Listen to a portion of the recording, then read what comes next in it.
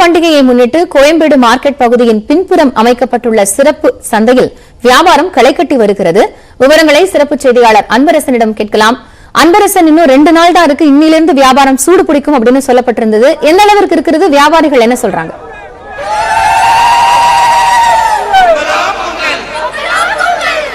நிச்சயமாக காயத்ரி, பொங்கல் பண்டிகையை முன்னிட்டு கோயம்பேடு மார்க்கெட்டுக்கு பின்புறம் அமைக்கப்பட்டுள்ள இந்த சிறப்பு சந்தையில் வியாபாரம் தற்போது களைகட்ட தொடங்கியிருக்கிறது. குறிப்பாக இந்த சிறப்பு சந்தையானது கோயம்பேடு மார்க்கெட்டுக்கு பின்புறம் சுமார் 7.5 ஏக்கர் பரப்பளவில் அமைக்கப்பட்டிருக்கிறது. பொதுவாக இந்த பகுதி கார் பார்க்கிங்காக இருந்தது. இந்த பகுதியில் தற்போது பொங்கல் சிறப்பு சந்தையானது ஏற்பாடு செய்யப்பட்டிருக்கிறது.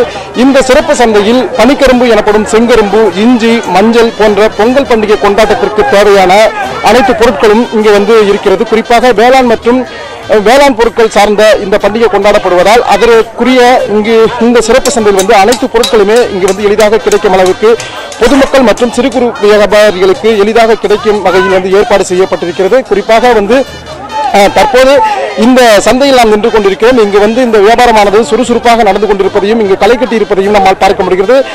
பொதுவாக சொல்ல வேண்டும் என்றால், இந்த கரும்பானது 15 கரும்புகள் கொண்ட ஒரு கட்டானது ரூபாய் 250 300 வரைக்கும் விற்கப்படுகிறது. அதே போல மஞ்சளானது ரூபாய் 60க்கும், இஞ்சியானது ரூபாய் 100 வரையிலும் விற்கப்படுகிறது. இந்த வியாபாரம் கடந்த ஆண்டுகளை ஒப்பிடும்போது இந்த ஆண்டு விலை வியாபாரம் சற்று பாதிக்கப்பட்டிருப்பதாக வியாபாரிகள் தெரிவிக்கிறார்கள்.